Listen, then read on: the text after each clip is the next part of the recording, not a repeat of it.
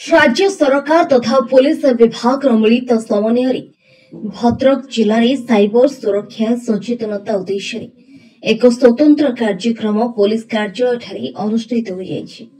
एक कार्यक्रम को जिलापाल दिलीप राउतराय उद्घाटन करथिया बेले सम्मानित अतिथि भावे उपजिलापाल सौरभ चक्रवर्ती, गोइंदा विभाग एडिशनल एसपी अंशुमान द्विवेदी, वरिष्ठ नागरिक महासंघर सभापति ललाटेन्दु महांती, उप आरक्षी अधीक्षक Anup Abhishek Behera, Baripada engineering college cyber expert और इडको बैंक विभाग मुख्य जोगदे निज निजर मत रखिथिले।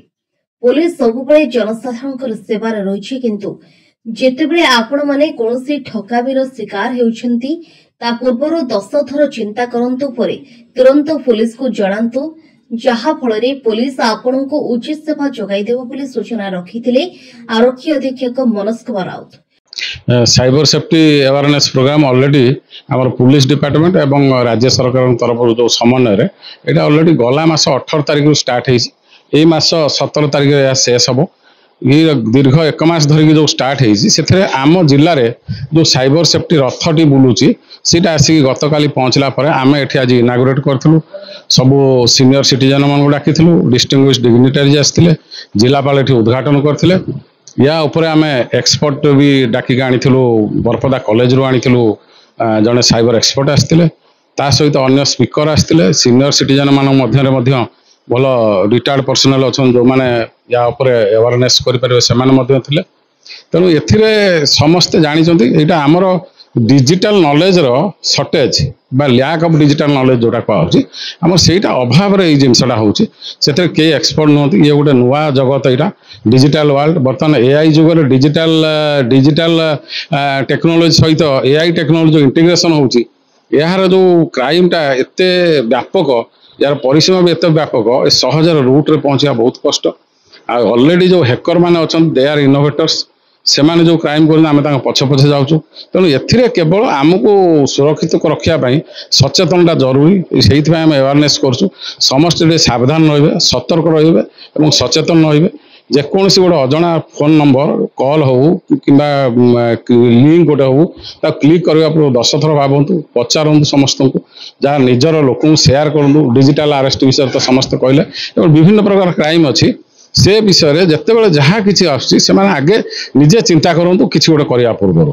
मुख्यतः शिकार हो सीनियर सिटीजन माने, लेडीज माने, किसी युववर्ग एमाने शिकार होती, एआई से आसला डीप फेक रे शिकार होती। तेणु यही सब दूर होगा केवल सचेतनता जरूरी, निजे सतर्क रहा सहित अन्य मानक सतर्क कराते।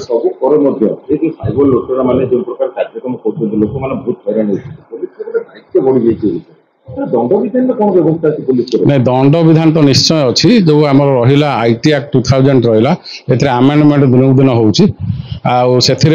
या किसी रेकमेंडेशन विभिन्न आड़ जामती एनसीडब्ल्यू आमर नेशनल कमिशन फॉर वुमेन एमाने किसी रिसेंट रेकमेंड कर एड करने। तेणु विभिन्न चलुची आमेंडमेंट सब होची, तार जो रहा पेनाल्टी बढ़ी बढ़ी चलती। तो सेटा निश्चय होची। ये विषय जेहेतु व्यापक हो गलानी आम जिले में रिसेंट सरकार अनुमोदन करछन्ती आमर साइबर क्राइम और इकोनॉमिक ऑफेंस थाना यहाँ गोटे अनुमोदन होती। आम रूराल थाना पुराना बिल्डिंग रे बहुत जल्दी खोलिया जाऊँ। तेणु या उपरे वर्तमान एक्सपर्टाइज बढ़ाई सरकार प्रयास करुँच। तेणु निश्चय जमी आम नॉर्मल क्राइम की बंद करने विभिन्न पदक्षेप नौचु। वर्तमान विभिन्न पदक्षेप नापी सरकार प्रयास चलती, आम डिपार्टमेंट आड़ प्रयास चलती। डिजिटल जुगरे साइबर सुरक्षा खूब गुरुत्वपूर्ण। वरिष्ठ नागरिक तथा शिक्षित लोक माने सचेतनता अभाव ठकामीर शिकार होउछन्ती, ताहा पई जिला पुलिस तरफ एक कार्यक्रम को प्रशंसा करथिले जिलापाल दिलीप राउतराय। देखो वर्तमान जुगरे साइबर सेफ्टी बहुत गुरुत्व बहन करुछि एवं वर्तमान जुग होछि डिजिटल जुग।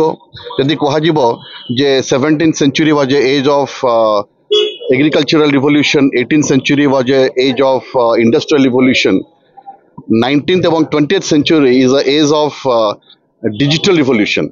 तेणु यही परिप्रेक्षी रे वर्तमान डिजिटल लिटरेसी रो गुरुत्व बहुत बढ़ी जाइछि एवं वरिष्ठ नागरिक माने जो कथा आपण कहिले तार शिकार होउछन्ती, जेहेतु डिजिटल क्राइम बा साइबर क्राइम बहु मात्रा रे बढ़ी जाइछि एवं देखा जाउछि जे केवल जे वरिष्ठ नागरिक माने तार शिकार होचंदी नुह इवन एजुकेटेड लोक माने मध्य तार शिकार होचंती तार कारण होची सेमानक भितरे सचेतनता नहीं तेणु अनेक समय एभली भाव में साइबर क्रिमिनल्स माने से निजको एभली भाव में प्रदर्शित करुछंती प्रतिपादित करुछंती जाफल कि आपन सत लागिबो एवं आपन बाध्य होइकरी तांकर शिकार हो जाता माने अनेक समय आपन जानी पारंतनी तार शिकार होता तेणु आज ओडिशा पुलिस तरफ जिला पुलिस प्रशासन तरफ आज ये जो 2 सप्ताह धरिकी साइबर सेफ्टी संपर्कित जो अवेयरनेस कैंपेन समग्र जिले में चलो तेणु आज तार शुभ उद्घाटन होती भद्रक जिले में मु आशा करुच्ची जो वरिष्ठ नागरिक मैंने ये अच्छा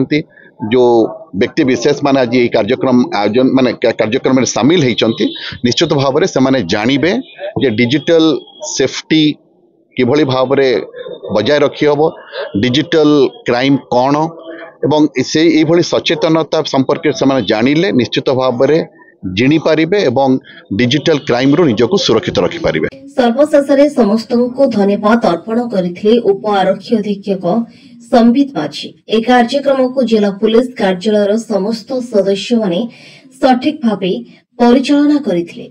भद्रकरो प्रभात विजय का रिपोर्ट आरसीएन ओडिया। आसंतु एकाठी होई साइबर सुरक्षित ओडिशा गठन करिबा।